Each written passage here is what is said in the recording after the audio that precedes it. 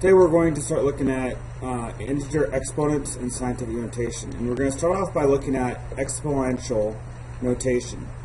Your objective today, I will demonstrate my mathematical ability to explain what it means for a number to be raised to a power, and then how to represent the repeated multiplication symbolically through class discussion. Let's go ahead and look at our toolbox and what needs to go in there today. Okay, so looking at the toolbox, we have a bunch of words that go in there, but they're not all that confusing. So let's go ahead and look at the first three at least. I have an example of 4 to the third. This whole term is called the power. Okay. Now, the base, so this is the power right here.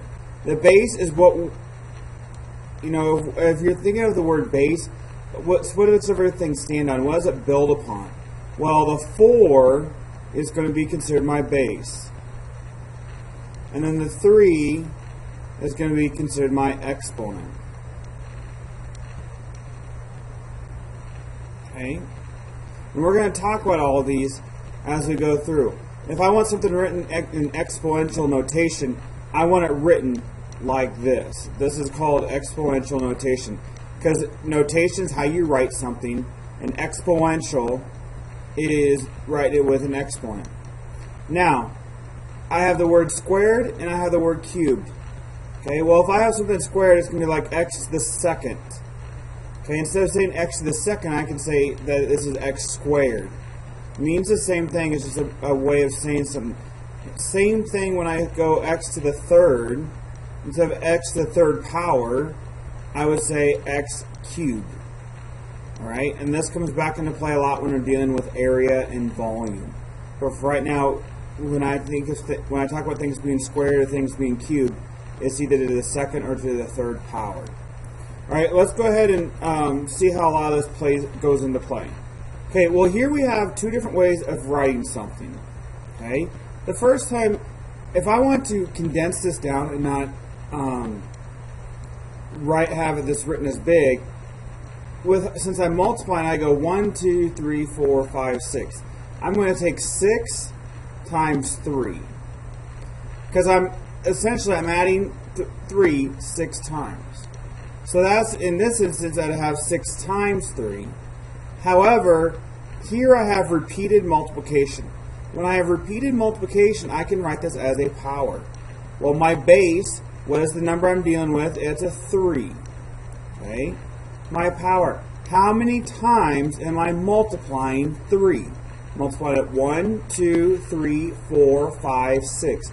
I'm multiplying it 6 times. So I could say 3 to the 6th power. Alright? Remember, it is 3 to the 6th is for repeated multiplication. Alright? And that's what we're talking about. We're not talking about, so when I expand this out, I'm not going to expand this out to addition. I'm going to expand this out for multiplication. Now I have two different problems. It says solve the following. But really what I want us to do is I want to write this as repeated multiplication. So I see that this is a -4/11, and I'm going to the third power, or cube. So to write this as repeated multiplication, all I have to go is simply -4/11 times -4/11 times -4/11. Alright?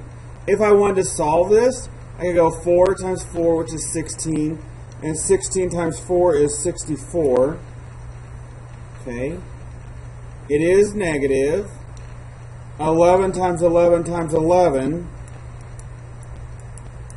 is 1331. Okay? So I could write that way. Same thing when I come down here and go 5 to the 6th.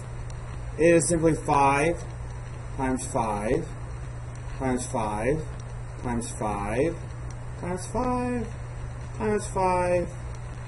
1, 2, 3, 4, 5, 6. Okay, I've repeated this out 5 times.